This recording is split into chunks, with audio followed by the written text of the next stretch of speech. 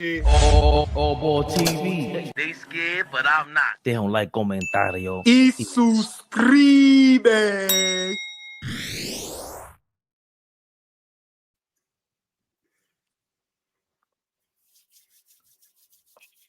Oh, all I hear is that DMX and stop, drop, and roll.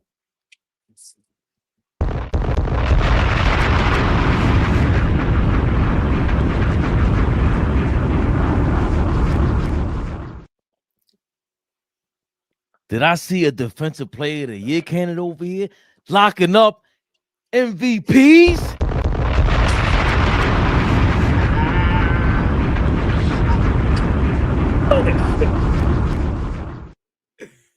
One play he looks like straight garbage. The next play he looks like a genius.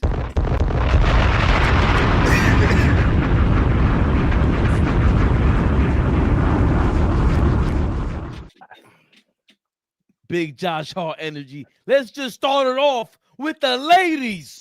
Hey, the beautiful, the lovely, the extravagant, the sexy Tori B is in the building. Happy Thanksgiving to everyone. Tori B, what up, baby?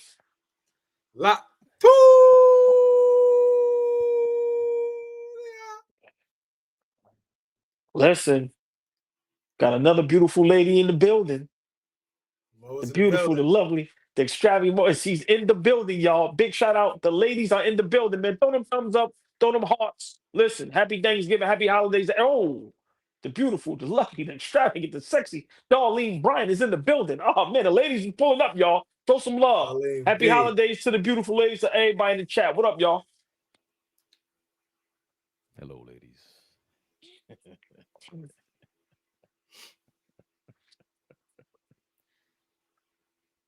We here. We live. Big Flea. Never the little one.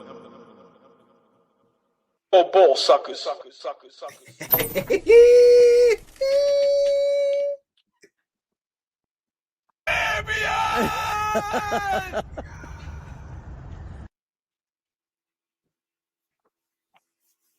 Big Knicks. Big win. Tori B. That's the natural voice. Excuse me. Whatever. Big Flea. You King burping speech up, was going on. burping up them chitlins. Excuse me. Ooh. Fuck out of here. You still eat those things? You still Listen, do that to man. your body? A little bit of hot sauce. Listen, man. A little bit of hot sauce, a little bit of extra vinegar. From the Yeah, rooter man. to the from the rooter to the To the tutor. rooter to the toter. One thing I'm gonna do is eat, baby. Listen, man. You eat pig feet too? Nah. We don't do that. Huh? Listen, I ain't eat no feet. Nigga said we stop at pig feet. We're gonna eat some intestines, but we're gonna stop at Listen. the feet. Heard you. Toes it. Heard you. Get the show started. I don't want this shit to go somewhere else. I heard you. Nigga said thumbs up We- to chitlins, thumbs we down do- to pig feet. We do toes. We don't do feet. It's a totally different thing. See, let's go, man. Come on, man. Let's go. You said that properly. You said that properly, my brother. You Yo. said that properly. Tori B gotta be stopped. She said, You gotta read it for the people, man. What is this? not reading Please, do you mind? Because we want to make the people laugh on the audio, man. That's slavery on the plate. That's the We quote of free the day. now. Tori B, you got the quote of the day. We free now. She said that's a slavery plate. King's Beach said he Some good white rice, black eyed peas. That's good eats. That's good. That was good. That was good right there. I'm sorry, Fabian. I apologize. Tori B, No, that I was was- good. Just reading That the was comments, good. you know, the members, man, they be showing love. The members, we got 18 of them now. Speech. 18 members at $5. That's almost it. What's that? $90 a month. But you know, YouTube be taking a cut. YouTube, yo, I see the cut, man. It's fucked up what y'all be doing out here. But we gotta thank our members. Listen, man, hit that subscribe button, hit that like button, become a member, huh? Maybe you could be the president one day. King Speed, you be. He said all ball eats guts and ass, but no feet. I'm not getting into that with y'all. I'm here to do a show. It's Knicks Rehab. It is not. It is not after dark. I'm Knicks Rehab right now. That's the Dog Patreon page. The Dog Patreon night. One day we shall service the people with a true all ball legendariness. Huh? Speaking of legends, legendary nights, there was ever one to turn this thing around, give hope to the people. And you know what I mean by the people, the Knicks fans. And you know when I say Knicks Rehab. Knicks Rehab, yo. You heard the man. Knicks Rehab, y'all. Big Knicks. Big tricks.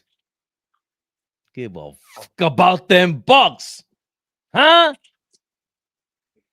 Creaky freaky, no more. Nothing sneaky. Me and Flea were talking about it offline. Akeem the scheme. Back at it. Robbing these NBA players. They worried about these ladies draining them out of their money. You need to worry about heading to Houston, working on your post moves and getting straight scammed out of a post maneuver.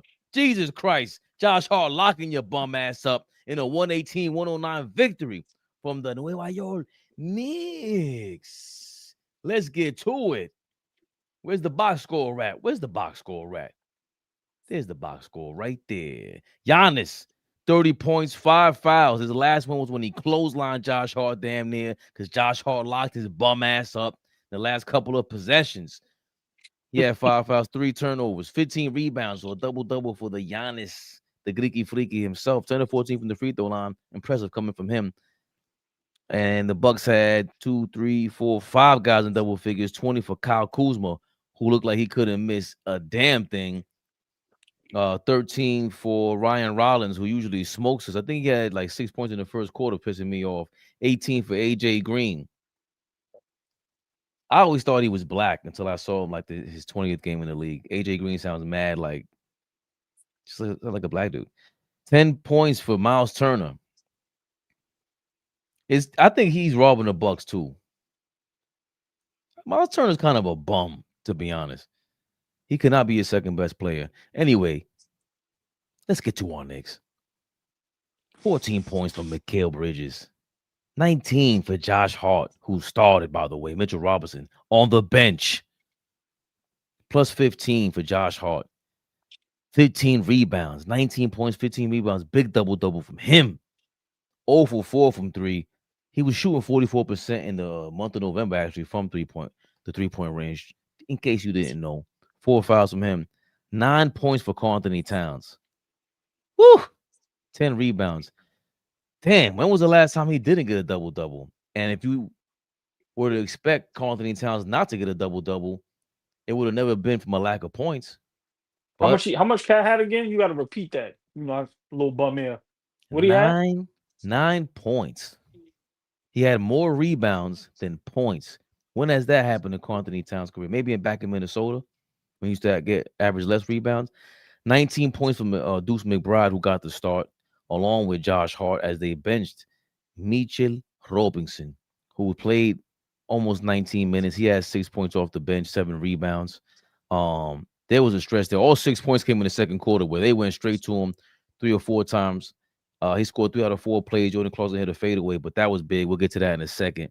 And, of course, 37 from the captain himself. 5 assists. No turnovers. I repeat. Wait, is that the right guy? I'm sorry. No, he had 3 turnovers. Yeah, I'm sorry. He had 3 turnovers. I got a little too hyped. I'm sorry. Plus 10 for him, though. Big Flea is here. The biggest.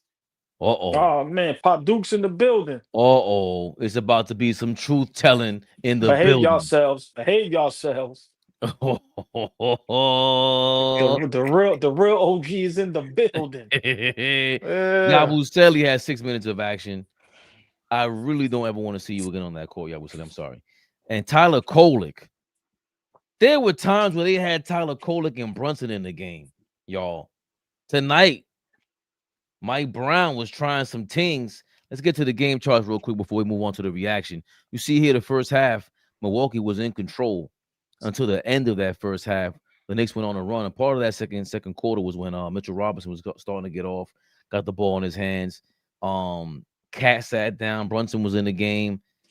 We'll get to that in a second. The Cat and Brunson lineup, I don't know, but you see here the second half, Knicks controlled most of it, which is the most important part. 18 lead changes. 13 was the biggest lead that the Knicks had, and they came back from a 12-point lead that the Bucks had. And the rebounding edge goes to the Knicks. 55 rebounds for them, 40 for the Bucks, 25 assists for the Knicks. They got the assist edge for the game. 10 steals, they get the steal edge for the game. They lost the block battle 4-2. Turnovers, 3 less turnovers in the Bucks. Bucks had 15 to the Knicks 12. The Bucks shot 52% from the field. The Knicks shot 45%. The Bucks shot 43, basically 44% from the three-point range, and the Knicks shot 41%. But here's the kicker: 68% from the free throw line for the Bucks and 84% from the Knicks. Kyle Kuzma missed some big free throws. Giannis missed some free throws. Let's talk about it. Oh, ball, big win. Who, as they say in the streets. We needed this win. For me, I really don't pay attention to that cup shit. I don't care about none of that. This was a revenge game. Giannis played. He played well. Understand, he's on a minute restriction and he's a little injured, but I didn't see nothing. Monster game by him, and Kuzma having one of his best games so far this season. Like you said, Green 6 threes, and for us to capitalize and get this W. Listen, big win, get things kind of back on track. I kind of like what Mike Brown did with some of them lineups, right? Because it picked up the pace of the game. You got to watch the game and survey the landscape and understand what's going on. The problem I see though, fellas, Cat and Brunson don't mix. I'm sorry. Like, them two on the floor together don't mix at all. Once again, Brunson put us on his back. I got to give props to Josh Hart, though. Let me real quick. Josh Hart played a hell of a game today. We needed his effort, his energy. We needed that bad. Like, seriously, the turnovers and things of that nature. Sometimes you got to live with him in a game like today because, come on, the mismatch with him and Giannis is ridiculous. And, he held it down. So I got to give props and props is due. Kolick, some good minutes. But let's talk about my guy, Mitch. Mitch, listen. That's crazy. Flea, we all know the game of basketball, right? Whether we played at a high level or low level or no level at all. We all know, you drive in the lane, 2-3 collapse, somebody's going to be wide open. You dump it down there, let him put the ball in the bucket. So for me, I think his minutes was very crucial today. He does what he does, offensive rebounds. But for me, this is about Brunson and Cat, fellas. They have to figure this out. If we're going to contend for a championship. If we're going to make a deep playoff run, if we're going to have a great NBA season and be respectable on the court, they have to figure it out. But tonight, I see Mike Brown peep that, and he didn't have them on the floor together a lot. And I love that he seen what was going on, and Cat was struggling. But they have to figure that out. You cannot be successful when two of your best players have no chemistry and can't be on the floor together, which is probably due to defense. But also, it just seems like, I'm going to be honest, for me, Cat is in Brunson's way offensively. But tonight, for me, was a big win. Like I said, we played against a team that eventually down the stretch, down the line, we're going to have to visit. And this was a confidence booster. As you see, we have guys that can play. It's just that it's tough that every shot we make is just, it's a hard shot. It's a tough shot. Flea, Fabian, slow down, Clarkson. Slow down, bro. Please. You do not have the green light over here. Slow down. But I really have no complaints. But Cat has to figure it out, y'all. I'm gonna be honest. Cat is not helping his case to stay a Knick. Seriously. On the Knicks Instagram page, a lot of people in the comments are saying, "Get Cat out of here." Like this is we watching them, we seeing what we have, and Brunson is a dog. And I'm gonna be for real. No Brunson, we are jammed up. So for me, I don't know how long Brunson is going to be able to do that. But tonight was a big win. And like I said, I just need Mike Brown to assess the situation, and he has to be a great coach on the fly. You got to see what's out there, see what's going on. Okay, this is what it is. Remember, Milwaukee got all those big, goofy guys. Okay, we're going to put some guards in there and pick up the pace. So I like that part. But once again, big body Brunson came through in the clutch. Deuce hit some big shots. Deuce hit about 3-4 threes that kept us there, or just where, so for me, it's difficult, but guys are going to have to play like that night in and night out and be consistent if we're going to have an opportunity to really do something special. Because as we see, Orlando is good without Big Carroll. We know what Detroit is on the West Coast. We already know those juggernauts. So the way we play tonight, guys are going to have to play like that on a consistent basis. I don't know if they're going to be able to do that, but Mike Brown got everything out of that bench. And I just loved it, but I really have a problem with Cat. I don't want to keep beating the dead horse, Pauls, but I'm going to be honest, fellas. Every game, I'm losing confidence in Cat. I don't like his skill set. I don't like how he goes to the basket. And it's just, for me, he just looks worse and worse every game. I'm sorry. I could be exaggerating, but come on, man. You can't have 9 points. This was a big game tonight. But listen, I got to give props to Deuce, and I got to give props to Josh Hart. That's your guy. I give him a lot of flack. He played a hell of a game today, and we needed every bit of his energy. Every bit. But listen, people can say what they want. Boy, Jalen Brunson is the truth, man. Seriously. And I know it's tough for guys to give him his props and him being the MVP race fleet. I'm gonna let you cook, but listen, man, that young man is the truth. And if he gets the proper help when OG come back and guys can knock down shots, that's what gives us the opportunity to really do something special. But big win tonight, because come on, it's against a guy that's averaging 13 and 15. Big win tonight. Big win. Fleet, we've seen some things. Your guy, Josh Hart. Josh Hart. He was in there guarding Giannis throughout the entire fourth quarter. Yeah, he got scored on, but he locked his ass up a couple times. What's your reaction to the game? And of course, all ball. I think we missed the people the last game against Charlotte, right? So this is the last time we saw everybody was the game prior to that. But I would say this: the last 2 games for the Knicks are extremely, extremely promising, right? Just from a shooting the basketball perspective, right? We just talked about Deuce McBride hitting 2 big shots, a couple big shots down the stretch. He was 5 for 5 the other night against Charlotte, and he was cooking them the other night. So the ball is dropping. Guys are hitting shots. Our offense seems to be slowly but surely figuring it out. I do agree with you, OG, in that Cat and Brunson don't seem to be on the same page on the offensive end. I think that could be a deadly pick and roll game. I think that could be a deadly 2-man tandem, but for some reason they don't play well off of each other. From what I'm seeing from Cat is, if you get Cat going early, it establishes his confidence for the entire rest of the game. I don't see Cat as a guy that can get it going mid-second quarter, going into the third quarter, and then him be able to ride that stride going into the fourth quarter and be able to close out games. Cat has to start games early on, get a rhythm, and be able to ride that rhythm throughout the rest of the game. You know, a la how he looked against Charlotte the other night, right? He was really aggressive. He was getting to the rim, finishing with the right, finishing with the left. Tonight, he didn't take many shots. He wasn't very aggressive. He didn't look to exploit his matchup.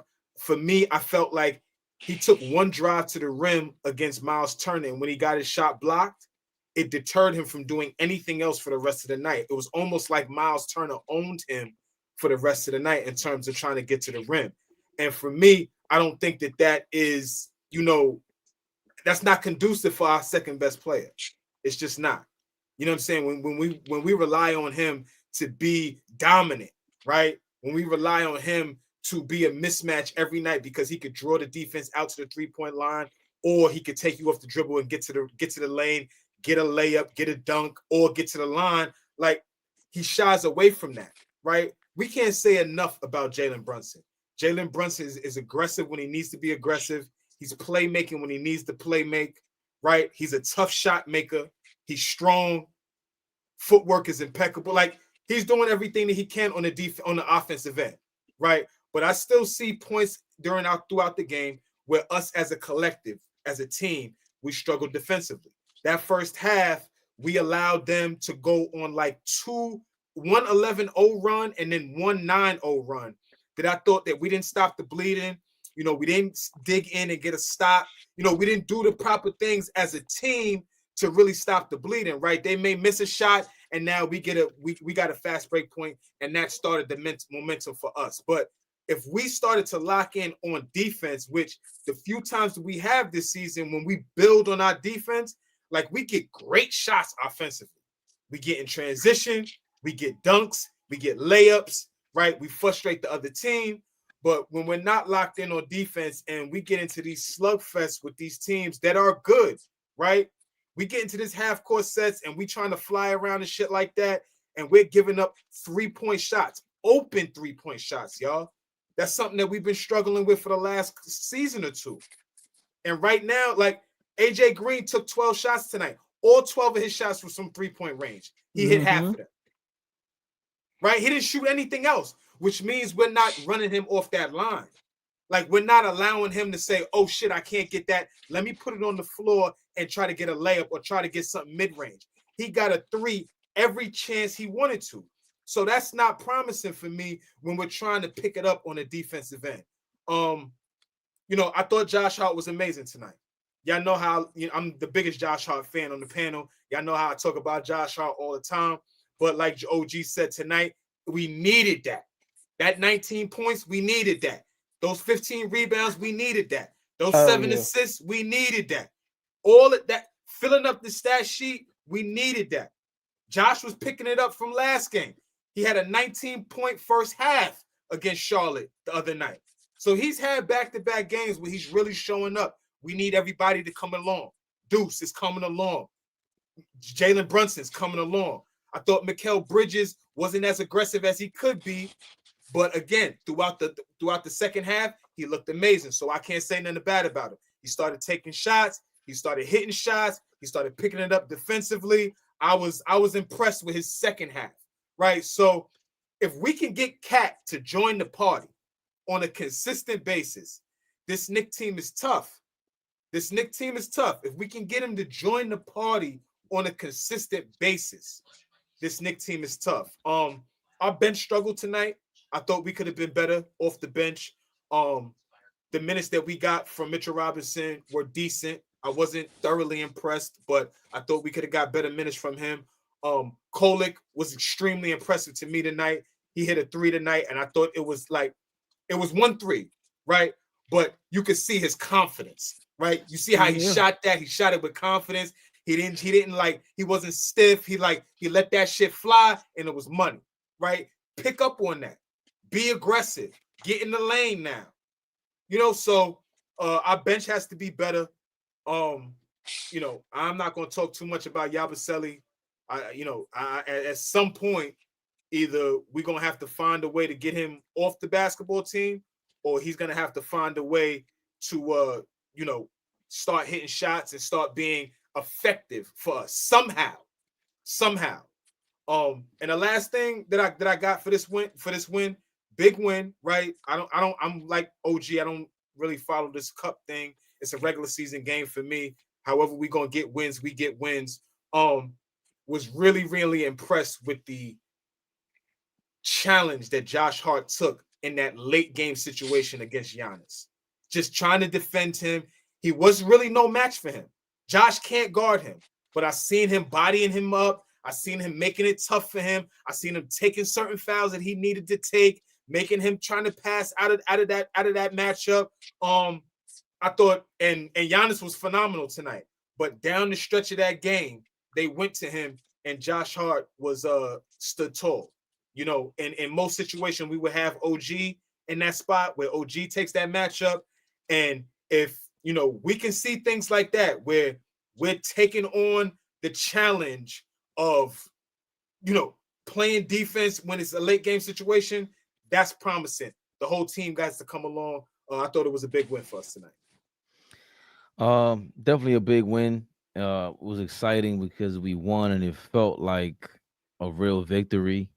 Normally, we just this year, I don't think our victories, I don't think they haven't been convincing because that was a big convincing win, big second half.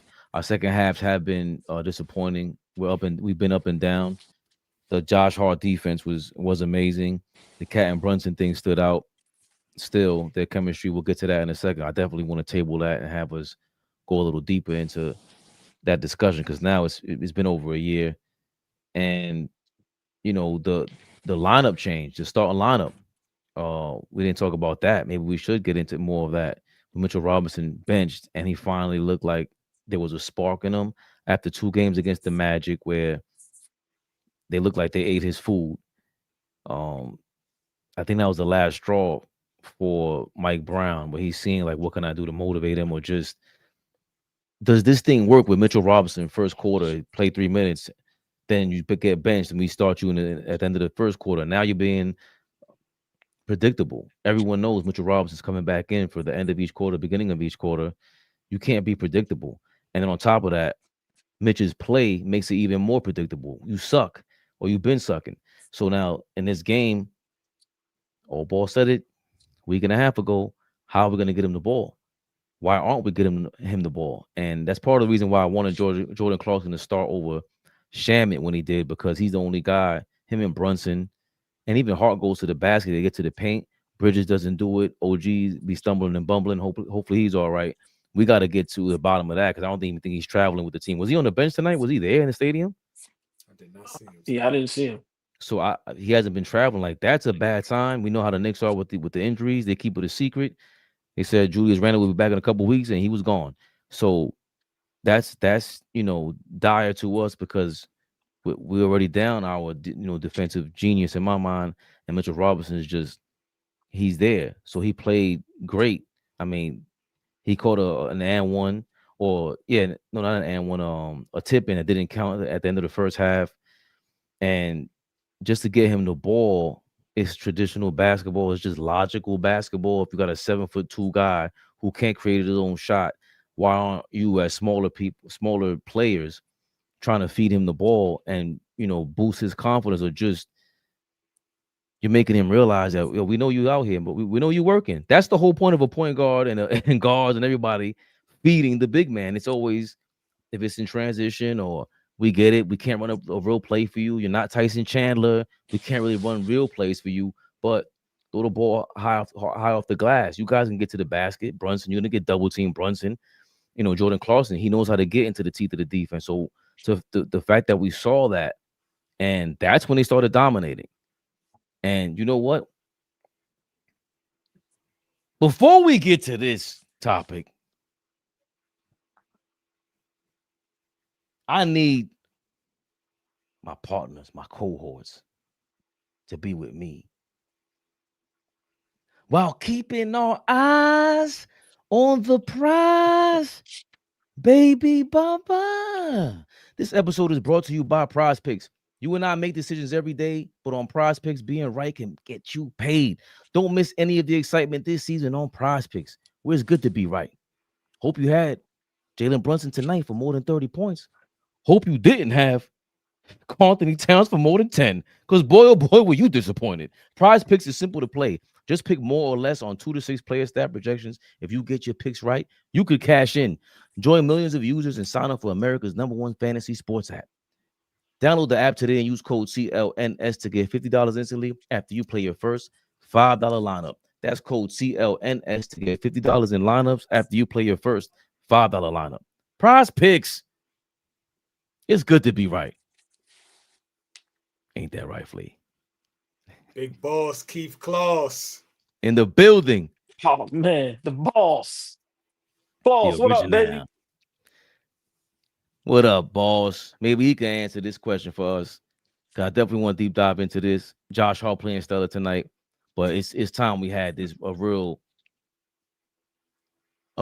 talk, man. Enough is enough. All ball. Let's get to the meat and potatoes. Yeah, we won.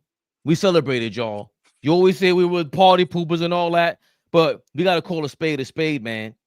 When I said it a couple weeks ago, RJ Barrett and Julius Randle were here. Yo, they don't mix together, bro. I don't know what it is. Maybe we got to add another player to open things up for them, but I'm seeing it now with Brunson and Cat, and we saw it last year. They were trying to say the pick and roll, they average the highest amount of points in the pick and roll. Actually, like, yeah, but they don't look smooth. They don't look natural. It doesn't look like they really mix all ball. And we talked about it a little bit earlier, but I want to speak to it more. Why was it on the court tonight? Second quarter, Cat wasn't on that court when Mitchell Robinson was getting that ball in them 3 out of 4 possessions where he got 6 straight points. He wasn't there, and there was a lot of lineups now. It feels like you gotta sit Brunson down and let Cat go, or you gotta sit Cat down and let Brunson go all ball. Well, I mean, not to toot my own horn, but I've been saying this, and everybody thought I was crazy. Kind of maybe took it a step further and said, I don't think they get along. Not saying that they dislike or hate each other, but I'm gonna be honest. I don't think Brunson likes playing with Cat. It's just my opinion. And we're not going to be successful if your two best players has no chemistry. When Brunson sits down, that's when Cat's supposed to take over. But you know, with Cat and Brunson on the court together, if both of us, excuse me, standing at the top of the key and want to do the same thing, and one is way better than the other at doing that, which is handling the ball, getting to the basket, shooting threes. I don't care how much of a big man he the best big man shooting threes. He's not a better jump shot shooter than Jalen Brunson. I don't know how they're going to fix that, but we are not going to be able to win a championship or beat the great teams when Brunson sits down and Cat has a game like tonight. You can't expect Hart and Deuce and Bridges and these guys to do this every night. But a guy like Cat, who's supposed to be the legit second best player, all star, all NBA third team, getting 60 million a year, you're supposed to be playing at an MVP all star level all season long. And it just seems like for some reason it's not working. And I'm gonna be honest, I don't think it's gonna work. I think eventually the front office is gonna have to smarten up. If we're gonna win a championship, you're gonna have to get rid of Cat because I don't see him change. We know that saying. If I've been like this for 50, 60 years, you think I'm gonna change now? He's been in the league how long? So for me, unless he's gonna dig deep, pause and find it in himself and how he played last season for like maybe a month or two where he was just dominant, rebounding, and just playing strong. If he's going to figure out a way to do that, then we got a shot. But him and Brunson don't mix, and I don't think they like playing with each other. I told you this the other day. Cat thinks he's a number one. He wants to be a number one, but he knows he's not because you over there with Brunson, and Brunson is probably looking at him like, "Yo, bro, tired of giving you the ball up here and watching you go do these weak ass moves. You do that one move to the right, and you go super weak. You don't get no calls. So for me, listen, this is a culture problem. You got to figure that out. You got to sit them down. You got to figure that out. And if you don't figure that out, we know who's going to go. It ain't going to be Brunson, but they don't mix, y'all. And I've been saying it. I don't think they like playing with each other. And I don't think Jalen Brunson likes playing with Cat. May he like him as a person? Yes. But on the court with him, I'm gonna be honest. I don't think Brunson likes Cat at all as far as playing basketball alongside him because you're not a dog. And your game is listen, bro. I'm the little guy, you the big guy. I'm supposed to be able to dump the ball inside to you. You're supposed to be making the game easier for all of us. Cat don't make the game easy for nobody. Dump the ball and get in the post. The defense collapse, spray three. Like Mike Brown said, you kick it out to the open man. You don't get that with Cat. So for me, you know, that's a problem. I wanted Cat here because I still rather him than Julius Randle. But this is the big problem.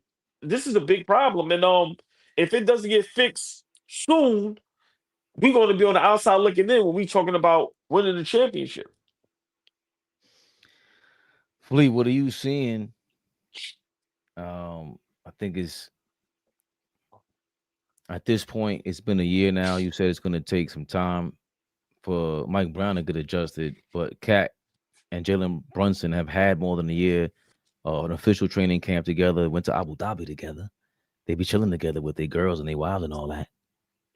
What are you seeing that may be holding them back, or are we overreacting? I mean, for guys that just have a year under their belt playing with each other, for me, I ain't gonna panic too much right now, because at the end of the day, however they tried to figure it out or didn't figure it out, they found their way to be in the Final Four, the Eastern Conference Finals last year, with an opportunity to play for a championship. So, with all the hiccups and all the trying to figure it out and no chemistry, they did a damn good job last season. Cat was good for us last year, whether we want to like it, whether we like it or not. He's a third-team All-NBA player at his position. He helped us get to where we got to last year, where we haven't seen in a very, very long time. So Cat was damn good for us last year. Let's say that for a second.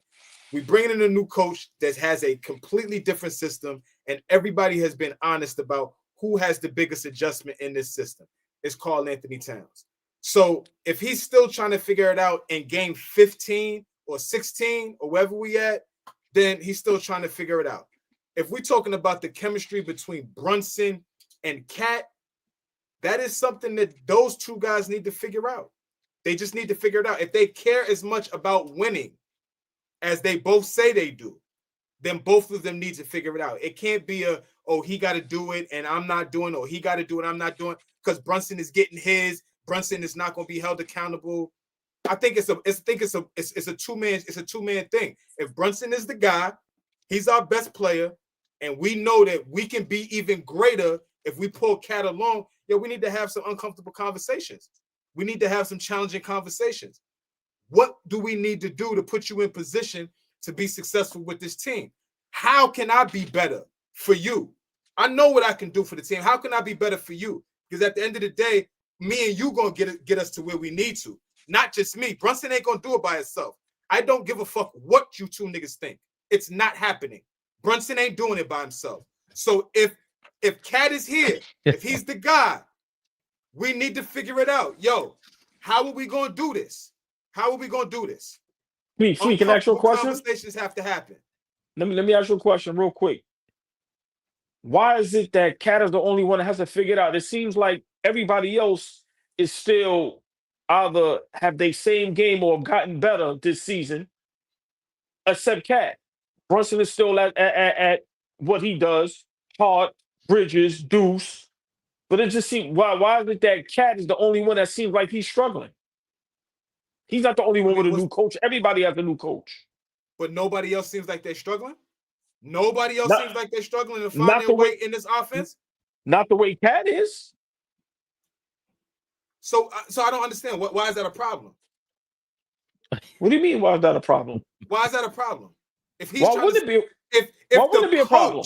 The coach who implemented, okay, so let me ask a question. If the coach who implemented the system out of his mouth said the person who's going to have the biggest problem adjusting is Cat, why y'all asking that question?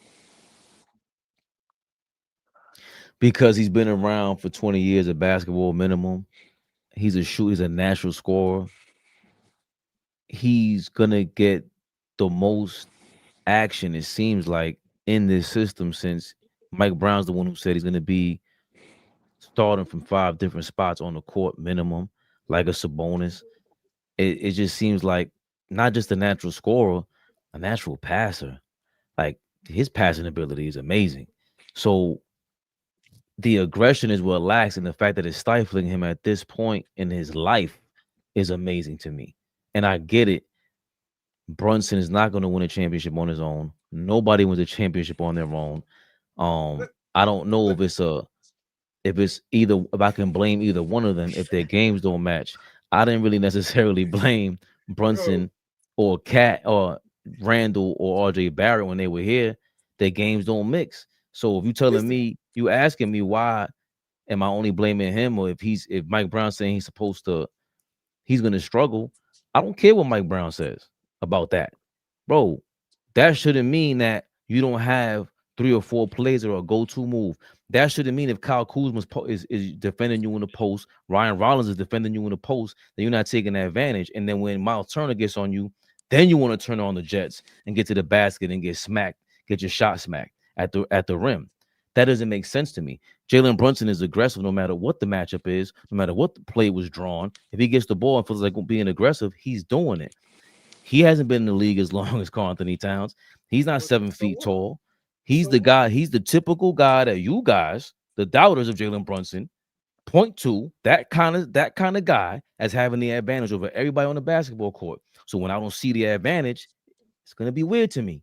Kind of weird that the tall guy struggles this much with aggression against everybody else who he has a mismatch on.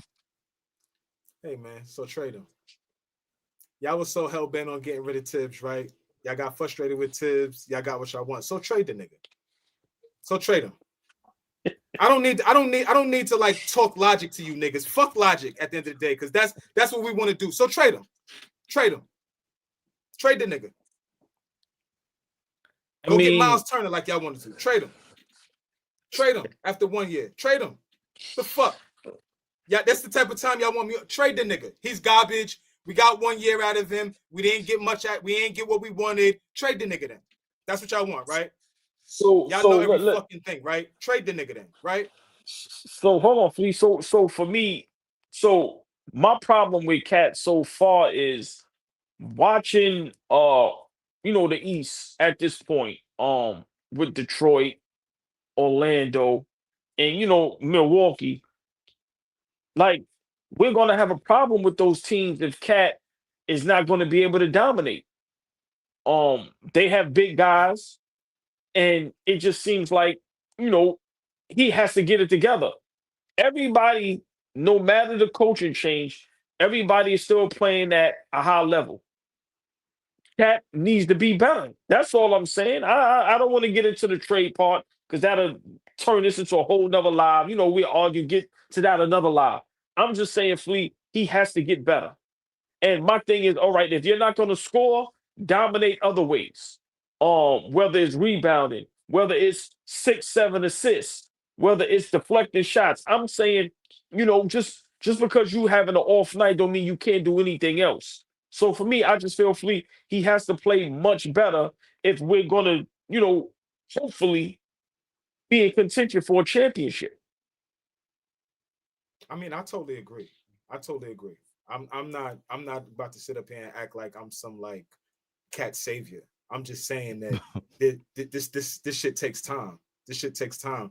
My whole outlook on this is going to continue to be completely different from the masses because we walked a new coach in here. And my expectation is like, I'm with the conversation and I'm with entertaining the shit. But if you talk to me like on the side, I'm gonna tell you, yo, my expectations for this Knicks team is not very high this year because I don't know what we're gonna get out of this coach. I don't know if the chemistry is gonna click right away. I don't know if this new offense that we're gonna implement is gonna work for what we need, for what we're trying to do. I don't know. I don't give a fuck how good niggas think we are. I have no clue. And right now, from what we've seen, close to 20 games, we have almost a quarter into the season. It's still a question mark. There's a lack of consistency. We played 2 really good games, but we could shit the bed against Toronto coming up and not play well. And we right back to over here saying, yo, this is not good. That's not good. There's no level of consistency. There's no identity yet. We have no clue who we are. No chemistry between our 2 best players. Like, so for us to sit up here and act like, yo, we this or we that, fuck out of here. It's not Flea not doing it. I'm not doing it. I don't give a fuck how good niggas think Jalen Brunson is. There's a lot of change going on around Jalen Brunson over the last 4 seasons. Let's keep it a buck about that.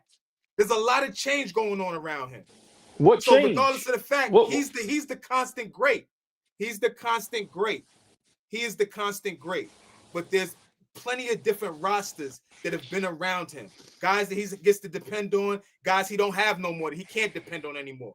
We love Dante DiVincenzo, no longer here, right? A guy that we depended on, right? A guy that we felt like, oh, maybe we could have kept him, maybe we could have. That was a conversation between Knicks fans, right? All I'm saying is that JB's been great, but we keep changing what this thing looks like and acting like, yo, we right there. There's no consistency. We got to create some consistency and a foundation before we act like we really somebody. And we got Mike Brown in here now, and we talking about, oh, Cat ain't the great. Yeah, Cat ain't playing well. That happens sometimes when a new coach comes into play. It happens. I don't know what we expecting. 15-1, we ain't OKC. No. But I also think the fact that when Jalen Brunson sits down, it just seems Cat is way more comfortable. And I don't know if it's because they operate from the same spots or they're comfortable from getting their game started from the same spots, top of the key, the wings, that especially above the 3-point line. There's a lot of why is Cat starting that many times from the 3-point line when you got Brunson in the game? I hate to bring up Larry Bird and Kevin McHale, but Larry Bird moved to the 3 so McHale could play the 4. And it's not quite that, but I want to see somebody address this. I want to, we'll get to Mike Brown in a second, but that is evident, bro. Jalen Brunson, even as much as we like Jalen Brunson, he likes playing more without Cat. It feels like, why is that? How come you ain't addressing that? Why aren't we talking more about that? Nobody in the media is asking him that. He's not addressing it himself, and he's quick to say anything else about his defensive, his lack of defense, his major lack of defense. Well, how about your major lack of chemistry with the star player that you brought in, that you guys were lauding over? Because it wasn't just, I'm not a Cat fan, but AllBall is or was, and a lot of people were, and it sounded like Brunson was too. So how come he's not addressing that? So yeah, if you want us to hold him accountable, flee the Jalen Brunson stands. Here we are. How come he's not addressing it? Mike Brown's not addressing it, bro. We see it. You went on a run without Cat again. The biggest run we had in the playoffs, the biggest debacle that might have cost Tom Thibodeau his job was being up 15, 2.5 minutes ago, whatever it was, when Brunson's ass was on the bench and Cat was on the floor. That's obvious. And that was in the Eastern Conference Finals. And now here we are, year number 2. It feels like the same thing again. And it feels like this season, I don't say it's slipping away, but the championship hopes, we had to slow everything down because we're like, yo, if our 2 best guys don't look championship style together on the court, we can't talk about that. We got a lot of things to fix defensively, and those 2 guys being a threat, because if they are that threatening to any team, now the defense becomes a little bit easier. Hate to say it like that, because Flea always said that, broke that down with Mikal Bridges. When he scores, he plays a little bit better defense, and maybe that's what's going to get Brunson and Cat going, when it's like, yo, I can't wait to play defense and get that ball back. I think that's just natural for anybody to feel.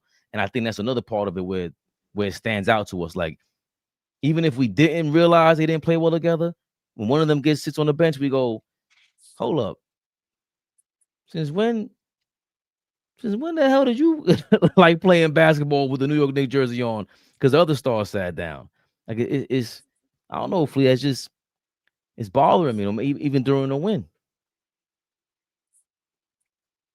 I mean, it's, listen, man, my opinion, guys have to play up to their potential. Guys are getting paid big money and you expect big production from them. I know, that's cliche, and sometimes we don't want to hear that, but listen, we know Brunson is underpaid. People still have a problem with, Mikal Bridges and the 5 picks. Let's be honest. Was it worth it? At this point, I don't know. Cat, $60 million man. Let's be honest. Is that worth it? Don't know. So, for me, that's a part of the game that, a lot of people really never want to discuss. Same thing with OG. He got the max. Biggest contract in Knicks history. Of course, there's going to be one that's going to top that, but I'm saying as of right now, let's be honest. Is it worth it? So my thing is, you guys are getting all-star money. You guys are getting max money. Play up to your potential. And I just feel like too many times more than other, the only one that's doing that is Brunson. Too many times Bridges drifts away. Too many times Cat drifts away. Now, uh, uh, uh, is that a Brunson problem? Him being a point guard, not getting guys involved? That's a whole nother discussion. Maybe that can be something we need to discuss because Flea is big on holding everybody accountable. And I gotta agree with him with that. Maybe we do have to start looking at Brunson a little bit more as far as like, listen, bro, we know you get your 30, 40 clip. But for us to be successful, everybody has to get involved. So for me, it's a lot of moving parts and it's a lot of things that we could be discussing. But at the end of the day, guys get paid to perform. And it just seems like too many times more than others. Brunson is the only one performing at that high level. And we know he's being underpaid. Guys like Cat, OG, Bridges, listen, we brought y'all guys over here to get us over the hump, to be the difference. And I just think when I advocated for Cat, I just thought he would make the game easier. I thought Julius Randle, even though he was a good fit, the game was difficult. I thought with Cat, better offensively, spread the floor more, get down in the post a little more, mix it up, make the game easier. And it just seems like that's not the case. I didn't know Cat just 100% wanted to be a guard. I really didn't think that. Well, Flea also, somebody, damn, I forgot who said it in the chat. Why did it feel like Ant-Man played better with Karl Anthony Towns? I forgot how Chris Finch was there for a couple years, to your point about Mike Brown and the coaching, being with a team for some time. Chris Finch was there for some time over there in Minnesota, and he kind of knew Cat. And there was a lot of plays that he ran from the corner, and that's what I really haven't seen. I've seen it for a couple of games with Karl Anthony Towns this season. But Finch kind of knew his guy. It wasn't just that Ant-Man knew his guy. I mean, Ant-Man seems to be like a real, just a dope teammate to have, especially at that age, to boost your confidence when you could have beef with the egos and being superstars on the team. Ant-Man's a real, like, it seems like he's really a perfect that level of energy and personality to have that balance of boosting your confidence. We don't see that normally. Like, to praise that, whether it's Iverson, John Morant, the superstar, rock star personality, they usually clash. He's really good at boosting, his teammates' personality. But also, to your point about Chris Finch and Mike Brown needed some time with Cat. This has only been 2 months with Cat, 3 months with Cat. So where is that at, though? Where are the plays for him that are go-to? I want to ask a question. I want to ask the panel a question, right? And OG alludes to this a lot. He's alluded to this for some years, right?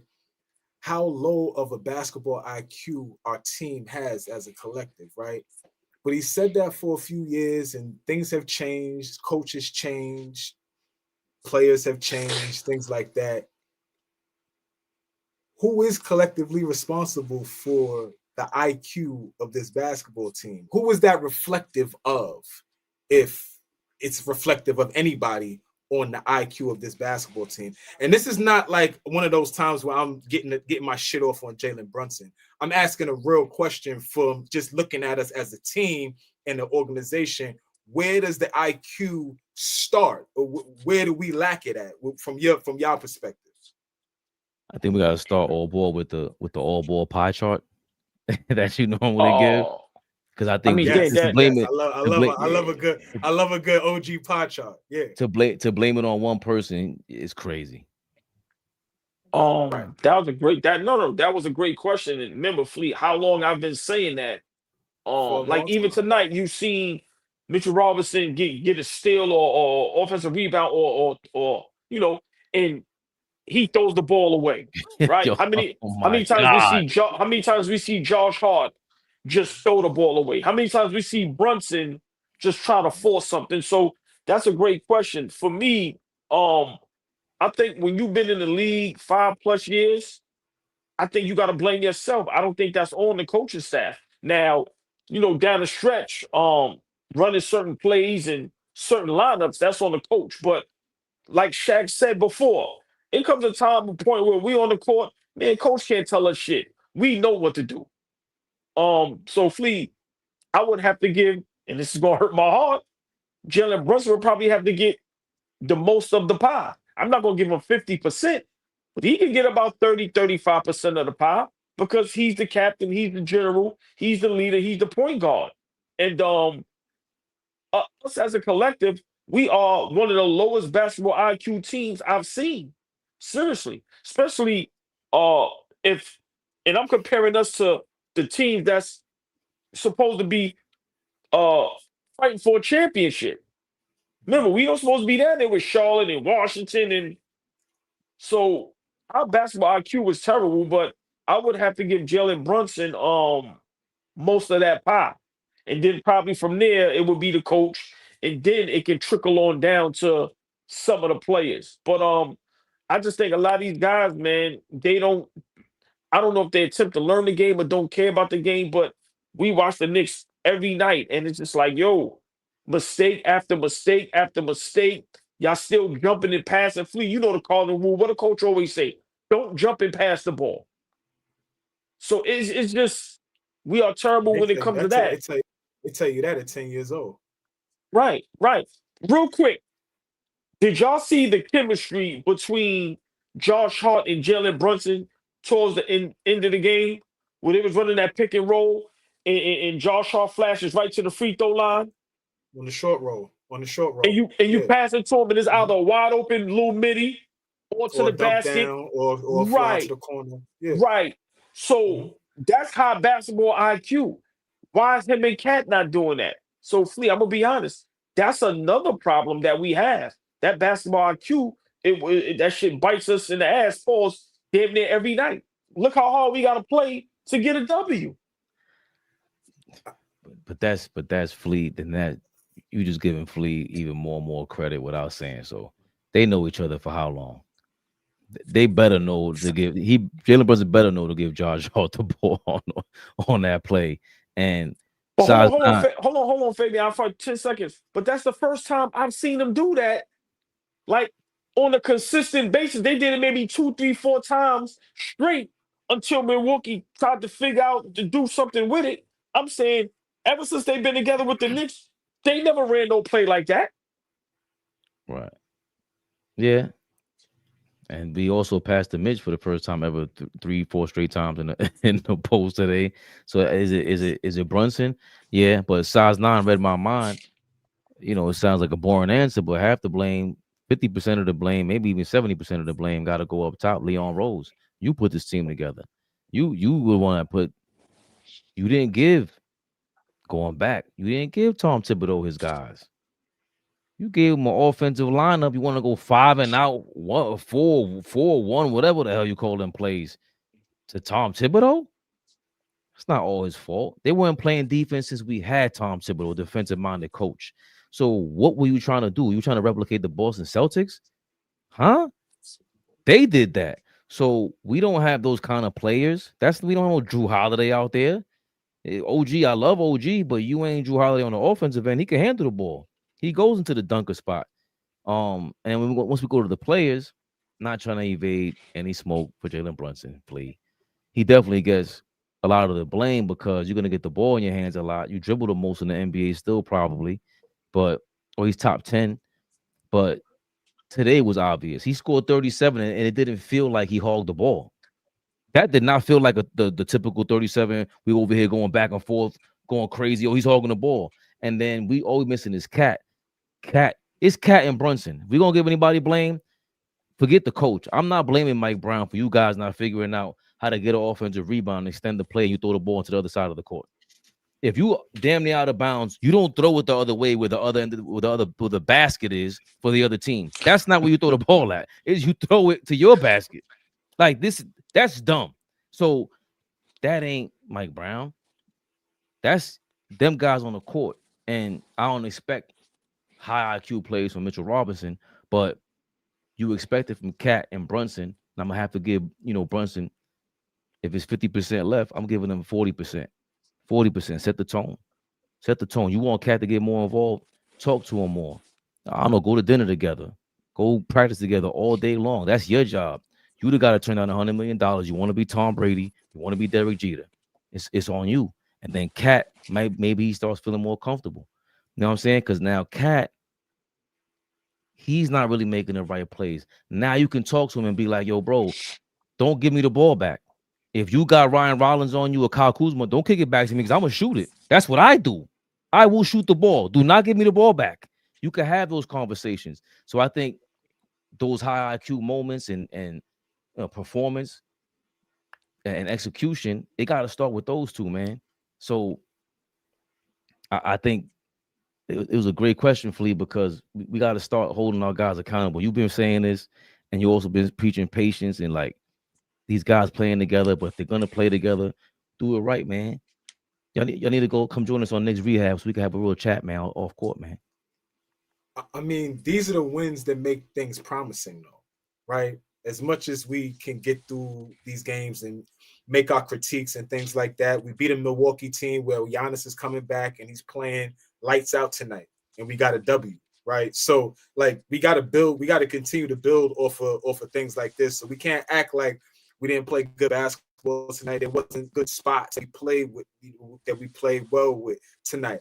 I just, for me, I want to end with, when we start valuing possessions and valuing the basketball, when you look at all the championship level teams over the last couple of seasons, the OKCs, the Denvers, the Bostons, when they won, all those teams, when they win, Golden State, when they won, even Milwaukee, when they won, they valued the basketball. They valued possessions. Possessions mattered. Rebounding mattered, and defense mattered. Every team that I just talked about, those three things mattered. So when we get to a place where that's all that matters, because all those teams were offensively gifted. OKC offensively gifted. Boston offensively gifted. Denver offensively gifted. Milwaukee at that time offensively gifted. Golden State clearly offensively gifted. So we'll get to a place where we are an elite offense. Mike Brown does that. But when we get to a place where we valuing our possessions in the basketball, playing defense, and giving a fuck about rebounding, yo, we ain't gonna never hear nothing about Jalen Brunson and Karl Anthony Towns. They got chemistry because it's gonna look like beautiful basketball. That's just how it's gonna look when we start caring about those three things. So that's just work. That's just work. Those three things don't come overnight. So I think we're in a good spot. I just real quick, we also got to figure out a way to make the game easier. We have to play too hard, pause, for us to win some of these basketball games. And this is how guys get injured. When you got to be full throttle for the whole, 48 minutes. So we got to figure out a way to make the game easier as well, man. Get guys easier shots. So it's a great point, Flea. But yeah, we have some things we have to work through, but Flea, we supposed to have that firepower on offense. If we have Mr. Clutch, we have the best shooting big man with the 3-point shot, right? We have a guy like Mikal Bridges who mid-range is damn near, clutch.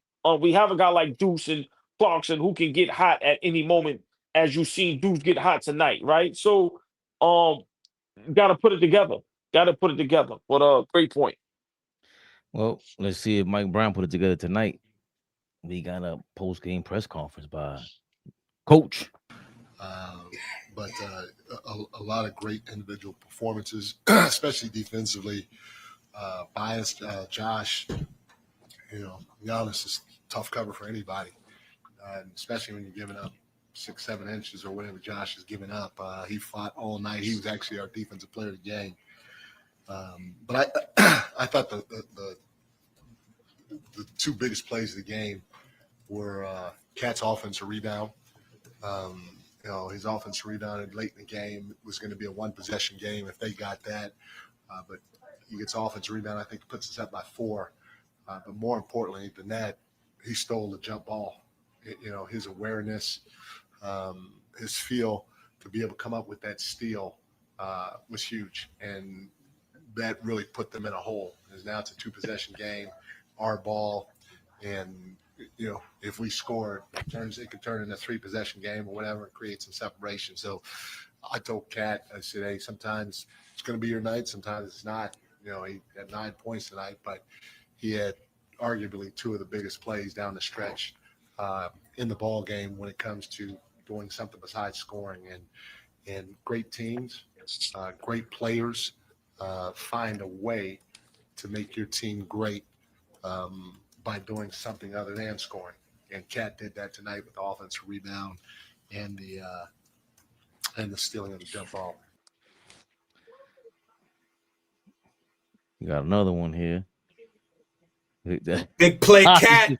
He said, Big play, Cat.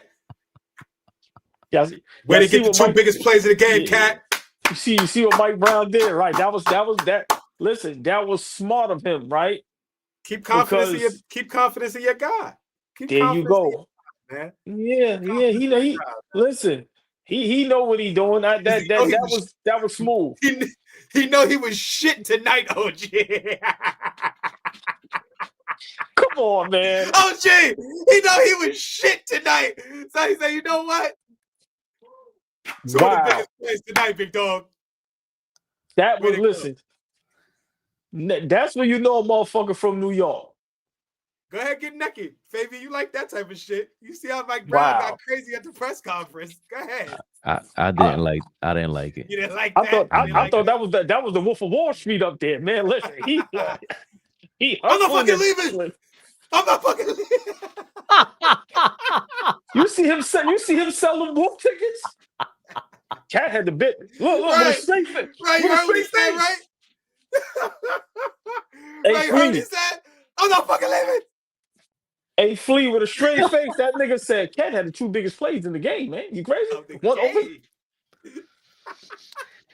He also had some things to say about Jalen Brunson. Yeah. They obviously blitzed Jalen all the fourth. And early on, guys weren't making shots when he was getting the passes, but eventually kind of broke through. How happy were you with him just taking what the game was giving him and able to finish it off with all the attention he was getting? I said this at the beginning. He should be talked about right now, and it's early, but as potential MVP. And there's not enough chatter, which it's early, so I'm not throwing a fit. But I mean, the guy had 37 tonight on 12 of 21, and he gets blitzed often, and he makes the right basketball play. So he basically did what he's supposed to do, and that's why I don't talk about it a lot, because that's what he's capable of doing, and that's what he's supposed to do, being of that stature. Hopefully you guys and your peers will start really talking the right way about this young man in terms of him having some MVP talk, because that's what he is. We're not playing the best basketball right now, but we're trending in the right direction, and he's the engine behind it. And so to me, he just did what he's supposed to do, which equates to him being the MVP of the league.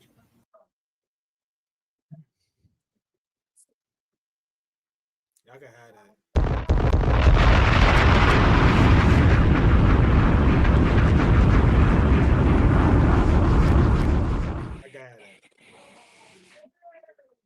That's what I'm talking about. Yeah, Flea. That's what I'm talking about. And they're going to K2. He on K2 at this press conference. First to catch shit. And everybody bigger Brunson stand than me. That nigga crazy. Now, if we had a better record, then he may have a case as far as top 5. But come on, bro. Brunson has been excellent for us. Excellent. Yeah, Brunson has been phenomenal for us. He is not the MVP of the league. But OKC and Denver's doing what Kane is doing in Detroit. Remember that we know that MVP thing, it goes with the record too, unless you're gonna do something super crazy. Come on, bro. You right, Flea. I'm leave that alone. Go ahead, Fabian. I apologize. My apologies. You over here glazing him because he said, look what he did to boost Cat's confidence. You know what you do to boost Cat's confidence? Go play like Brunson, man.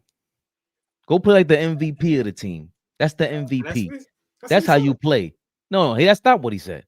He said he saved the game. I thought no. Brunson did his thing on the offensive end. The biggest plays of the game is Josh Hart defending Giannis. That's what saved the game.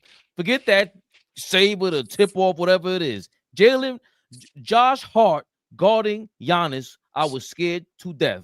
Every play, I'm like, that's a mismatch. Damn. Giannis spun on him, yammed it.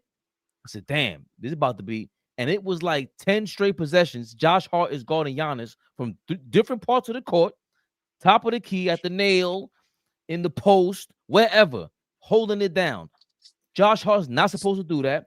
He's been dragged as a defender as of late, and he holds down by you. Not by anybody else, by you. Not just me. You drag him as a defender. Not just no me. one.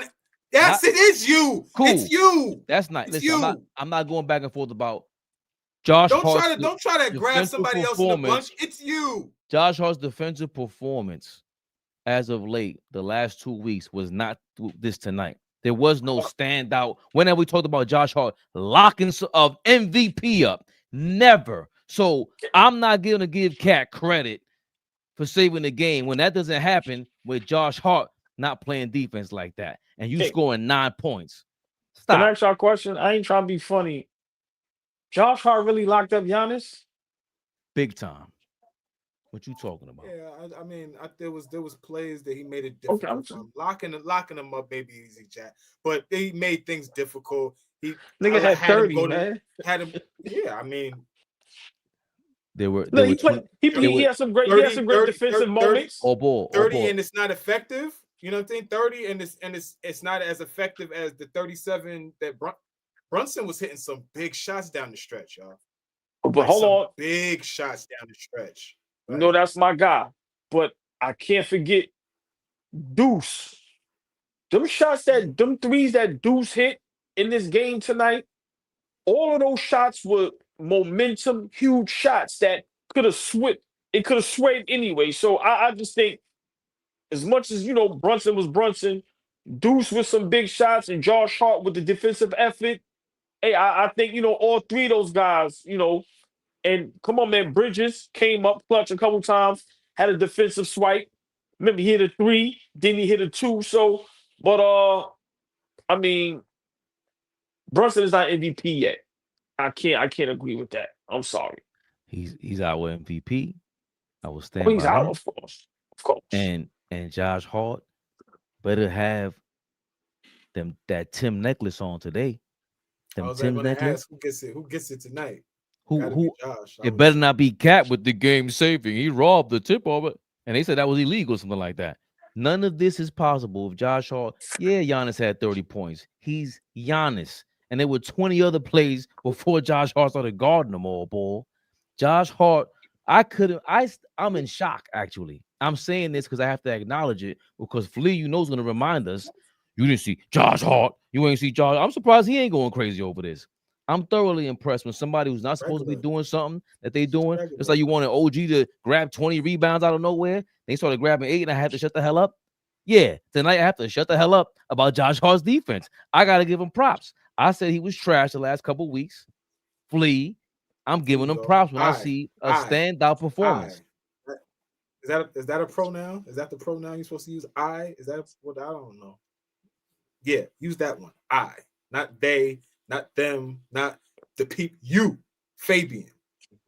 He showed your ass up against the MVP. Hey, I ain't my guy dirty. You should have heard him. You should have heard him on the phone while he's watching the game, y'all.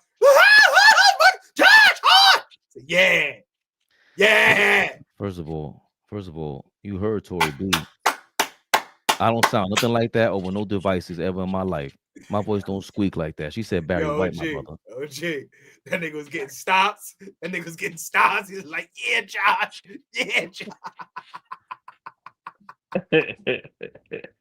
Get us out of here, man. Are we live? Big Flea. Never little one. Yeah, he is a fool. AllBall suckers.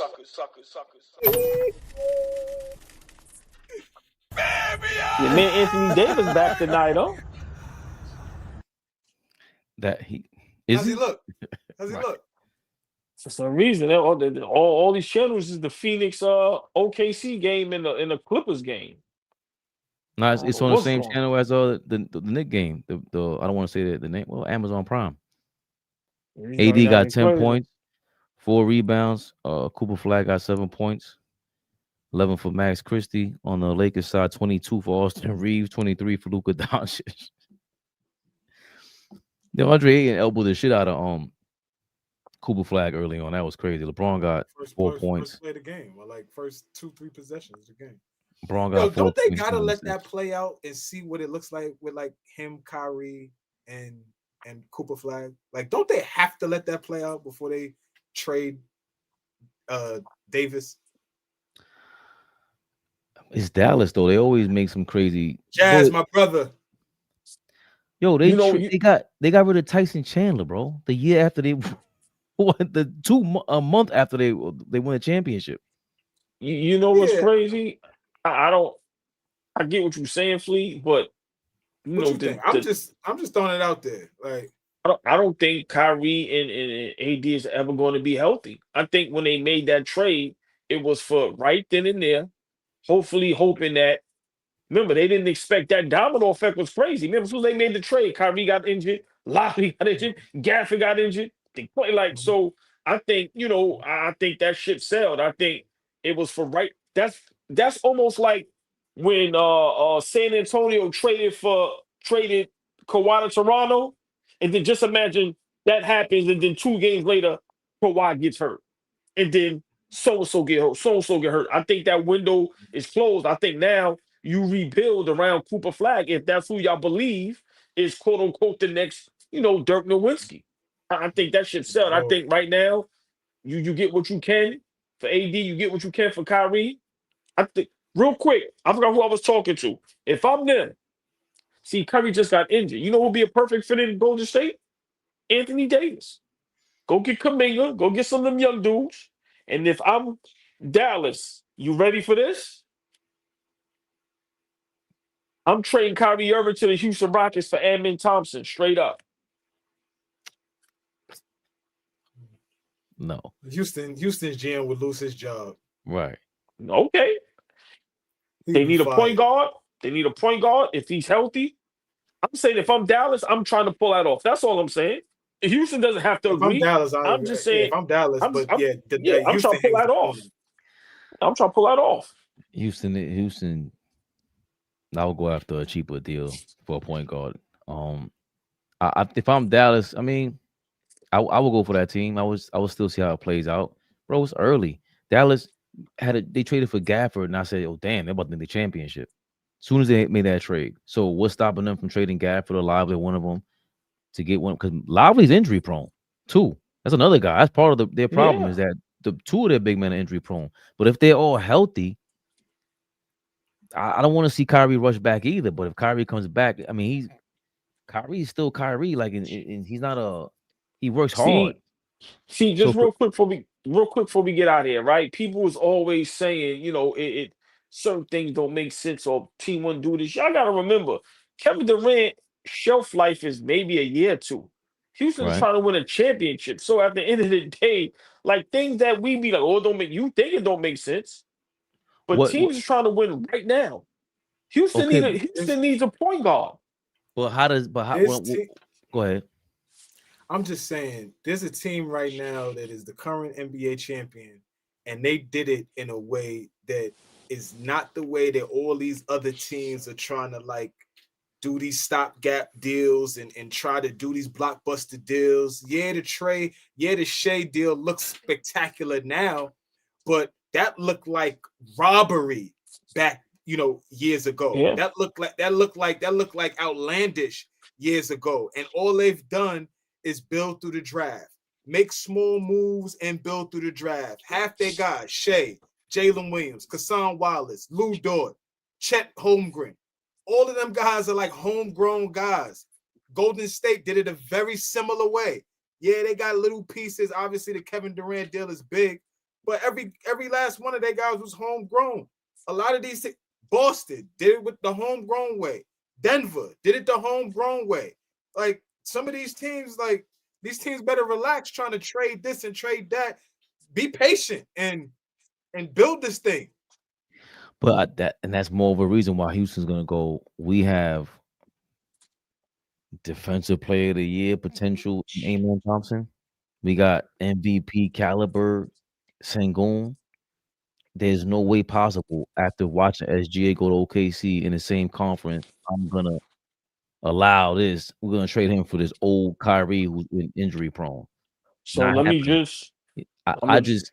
I don't think they're just a champ. They're a championship threat this year, but there's other trades. They ain't no who a champion threat this year. Houston? No, they not. They're Not with OKC and Denver. They not even close to those. But okay, so outside of OKC and Denver, who could put pressure on Denver and OKC? Houston's in that mix in the Western Conference. They can put pressure on them. Houston, hold on. Houston was going crazy on Golden State before they couldn't score. Now they got to score. And they switched up from having Kevin Durant being a dominant offensive dude, and they finally starting to play up with Sengun. But to trade your young pup who's turned out to be exactly what we thought he was. That guy athletically is out of this world. He be locking dudes up, or he makes special plays.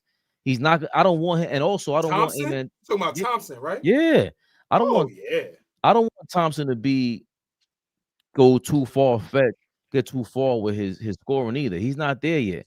Go keep developing yourself as a defensive person, especially with that coach. You don't need Kyrie.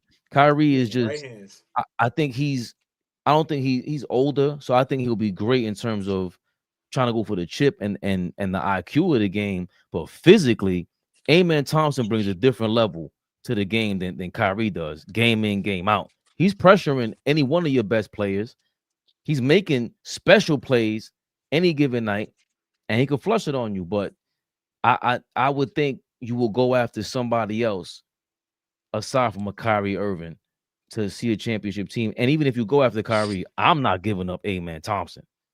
That's beyond a blue chip, especially when what you just said, Flea, to see SGA go from the Clippers to OKC and then them turn out to be this, because OKC looks like they could win 10 in a row. You win with long wings in this league. You win with versatile defenders in this league. You win with guys that can put the ball in the bucket in this league. This league is starting to trend away from just having that, I got to have a dynamic guard to win. And Kyrie Irving ain't a dynamic guard no more. It's not. He's not. He's just not. We have no clue what he's going to look like coming back from an ACL injury mid-30s. No clue. So I ain't doing that. And before you go all ball, him at his best, before the injury, he got locked up in the championship. Locked up bad. So locked up where at again? Say it again. Where was he at though? In the championship. But that's what you want. That's what they're going for, right? You just told me they're gunning for the championship. So that's Kyrie at his best, going for a chip, and you get locked up, and we're gonna trade a possible, definitely all defensive player. We're gonna trade him just because we want Kyrie Irving, because that's KD's buddy. Listen, I would love us to have this conversation, because I could be here for hours. No disrespect, good players. Sengun is not an MVP candidate. Let's stop it. And Amen Thompson is not a defensive player of the year candidate. Stop it. He's a good player. He's a good player. It's two. So what's Brunson? Is Brunson an MVP candidate? In 2025, you don't trade any of those guys for Kyrie Irving. All right, fuck them not being all of that. You don't trade any of those guys for Kyrie Irving in 2025. You don't do that. No responsible team's gonna do that. They ain't gonna win. They're gonna trade one of them guys and bring in Kyrie Irving and win. I didn't say one of those guys. I said Amen Thompson. I didn't say Sengun. Okay. Well, you trade Amen Thompson, you bring in Kyrie Irving. You just got worse defensively by a mile. Completely. By miles. Okay. So what do you? Kid is a good defender, but y'all putting too much sauce on it. I ain't seen him do nothing yet to where now he's just all elite defender. I'm sorry. He's a good defender. Why haven't you? What hasn't he done? I just said he's a good defender. I'm not putting him up there yet. I'm just not. What's up there? Okay. Is he a better defender than Dyson Daniels over there in Atlanta? He's a better defender than him? Yes, they're just about as good of a defender. Yes.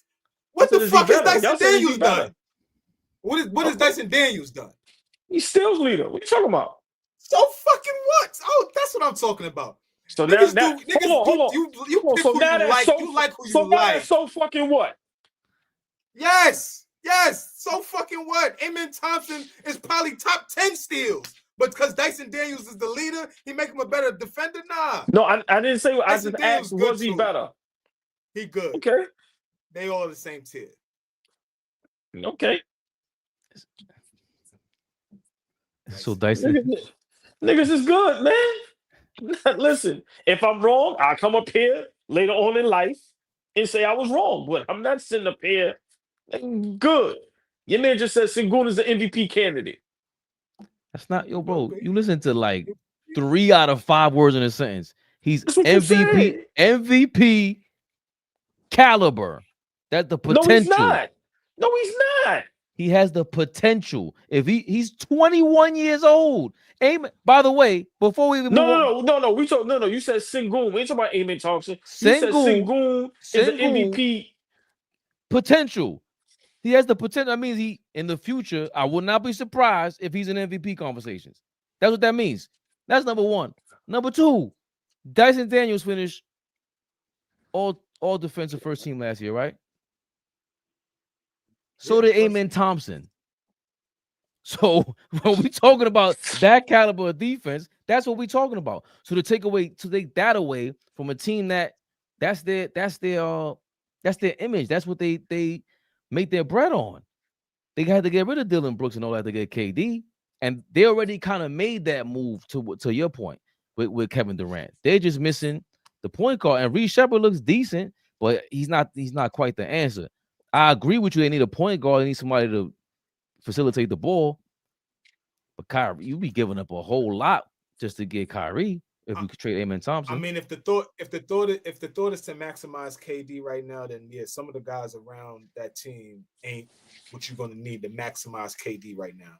But if the goal for Houston is to just build this thing and potentially win in the next 2 to 3 seasons, Reed Shepard is going to be a hell of a guard in the next 2 seasons. Jabari Edwards is already a damn good defender, and he's just getting better and better on the offensive end at 6'10". Sengun is probably going to be their best player for the next 5 years. Like, they got a lot. They got a lot over there. Obviously, Kevin Durant's there. They got a lot over there. So it's like, you know what I mean? And then obviously, Amen Thompson, they got a lot. So the point I'm making is it now or is it in a few years? You know what I'm saying? And that's what I mean. What I'm saying is, if it's no rush, then all that's off. I'm dead wrong. Don't worry about it. But I'm saying if you get a guy like KD, Kyrie, I'm guessing it's to win a championship. So I'm saying, all right, if KD go there and he's there now with next year, y'all don't win a championship and y'all don't get to the finals and no Western Conference finals, it's like, what the fuck is he over there for? You stunting the growth of them young dudes. Nah, let them stay young. Let them build, like you said, like OKC, like what Detroit is doing, and let's push this thing forward. So that's what I'm saying. If y'all trying to win now, make the move and win now. If you ain't trying to win now, cut the jokes, get KD the fuck out of here. Let them dudes do what they do, build their chemistry, and move forward. I think the monkey wrench got thrown in when Van Vliet tore his ACL. Van Vliet is a championship level guard, right? He won a championship super solid as a guard, right? And he's the level guard that Fabian is talking about. Like, Kyrie is like, Van Vliet is like, you know what I'm saying? That level guard is the absolute, you know what I'm saying, level guard they need to win. Like, that was perfect for them. He tore his ACL. That completely shattered, you know, I think what their hopes was, right? And so now they're trying to figure that out and, you know, trying to elevate Reed Shepard. He's not completely ready yet. So I can understand it. I don't like it, but I can understand the thought of, damn, we should go get Kyrie. Damn, how do we get Darius Garland away from Cleveland? Right? Like, what, like, how do they got to do something. Like, they got to figure out something. So, especially you try to win a championship. So I'm like I said, you can make a move and not. I'm just saying, what I'm trying to do is help Dallas out, because I think, their potential for the future could be very bright if they do this thing right, because they have pieces that can help some teams. AD can help somebody stay healthy, and if Kyrie come back healthy, fuck it. But I get what y'all saying, though. That kid in Dallas is Williams. He's all right. Is he? I don't know if he's a pure point, but their backup is all right to go to Houston too. I just understand what you're saying though, especially OKC being OKC. Like, that shit is firepower over there, bro. How much of a chance does Houston have in the next couple of years? Listen, Ain't no joke over there. Fleet, 8 men of them niggas got to shoot them. Listen, them niggas are terrible at the 3-point shot. Listen, when you going up against OKC and Denver, that shit is firepower over there. So I'm not saying Houston can't defend it, can't. But bro, when niggas start knocking down threes and now you can just leave Amen Thompson open and just let him shoot, bro, that's all I'm saying. So you need some firepower. So I agree with what y'all saying. I mean, I might have worded it wrong, but I'm just saying if you trying to win now, make the move. If not, then don't complain because you know what people gonna say if y'all don't go far. Y'all wouldn't got Kevin fucking Durant and did nothing. Yeah, come on. You ain't worded nothing wrong. I was trying to stretch it out, get to 13 minutes. We could clip this up. Post them all. Trade Kyrie. Houston Rockets get Kyrie Irving. Thanks, old boy. He's a genius, man. They would have to probably bring a third team in, but I'm just saying, if I'm Dallas, I'm trying to do that because now, if I could get Cooper with, some young guys, like I said, I like him, nigga. He's athletic. Listen, and then now Dallas got something they could build around. Like, I think Dallas right now is in a very good position if they do this shit right. I think you got to give up on the AD and Kyrie thing. Let them go. Yeah, you got to give them up somebody who's desperate. Who's ready for a chip right now, and you up against OKC, you need this guy to take you over the top because you don't know how many chances you have. Dallas has that potential to trade them and then rebuild because y'all motherfuckers can't rebuild like this. Hell no. Hell no. I'm just saying. I mean, listen, man. Bro, Dallas got a lot of pieces that people can use if those guys can stay healthy. Gafford, Lively, AD, Kyrie. Come on, bro. To figure it out. You got your guy. If Cooper is the guy, Flea, everybody say he is, which I told you. I like him, but y'all see that kid over there with the Pelicans? Y'all see that kid over there in Philly? Yeah, you see my guy Bailey over there in Utah? Come on, it's some dogs out there. So I'm just saying, Dallas, if y'all class looks good. Right, no, but Fleet, all they focused on was Super Flag. When I did my little live that time, I bigged up Queen. I said he's the best player in the draft. Between him and my guy Harper, who got hurt in San Antonio, so not the Cooper Flag. He was playing well. He was playing well. Right. So Dallas, if Cooper is the guy, if y'all believe he's the guy, build around him. Build around him. Queen looks like what we dreamed Yabusele would look like. Nah, that kid Queen is tough, bro. So, but Queen has got the crazy fat boy game down packed in the park. The kid is mad big. He just be hell of a player. Going crazy. Hell of a player. You talk about basketball IQ? Pace. And you know the game. You can't rush him. Pace. You can't rush the kid. Pace. That look Fabian. That's basketball IQ, bro. I'm not gonna let you make me do nothing I don't want to do. He doesn't look like a rookie. He don't look like a rookie. Very good touch. Very good touch. It is tough, man. Very good touch. Very good touch. But all we hear about Fleet, Cooper Flag. Yep. Cooper Flag. Come on, bro. This shit. We? Because now the kid, really? For sure. Yes. We hear a lot I hear a lot of Queen talk. I hear a lot of the last couple games. Wait. But I've been saying this for years. I'm like, yo, y'all sure Cooper Flag is just the best of the best? Like, because I hate to bring it, but Bronny ruined the game for me. Where it's like, yo, y'all blasted his highlights on Instagram. I don't know who's nice anymore. Then you took all the shine away. I'm like, all right, Cooper looks good, but you sure he's just flat out better than everybody. He went to Duke. Now he got another platform. I don't even know who everybody who's nice like that. Boy was tough in Maryland, dropped in the draft because motherfuckers don't be knowing what the fuck they doing because they either hearing some bullshit outside the game or they just stuck on one thing. He lacked a little athleticism. He can't all jump that over bullshit. Phone book, so now he can't play basketball. The kid can pass. He can dribble, pass, and shoot. Fleet has great touch. Like he's gonna make a Zion expendable. Like I could build around that. I could see what I could do with that type of player. Unselfish, is going to come to play. He looks like he's trying to soak up knowledge. He's always looking for DeAndre Jordan. Yo, what you got for me? Every time I see him, he's asking questions. He's asking Jordan Poole on the bench, "Yo, do we gotta wear these warm-ups?" Like it's a subtle question, but he looks interested in learning, is what I'm saying. Like, and when you got a kid like that wants to soak up knowledge, hell, he gonna be fine. Listen, all the big money was behind Cooper. We all know that, bro. They listen, they promoted that kid. You heard what Kendrick Perkins said. He's the white LeBron James. Bro, they almost, and I'm gonna say this and then we get out of here. And I said this before. They almost forced the Dallas Mavericks to pick him. I told you, Dallas didn't need another big man. I took Harper, a guard, because at the time we didn't know AD was going to be injured. And I think the second pick, I think Cooper Flag should have went to San Antonio. You pair him up with Wemby. Lord have mercy. Because they already had a plethora of guards over there. They ain't need no more guards. Cooper Flag with Wemby would have been bananas. Insane with Derek Fox, all them dudes over there. And then, like I said, Harper in Dallas with Kyrie already injured. They need a guard that can score over there. If y'all notice, them guards that go over there can't score. Now y'all stuck with D'Angelo Russell. Come on, bro. Why? Because the hype behind that young man, niggas ain't had no choice. You know how much backlash they would have got if they would have took Cooper Flag, bro?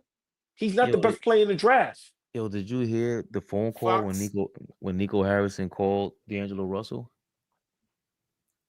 You didn't hear that call? Nah. He said, "Yo, you gonna be our franchise player." Get me out of here. That's it.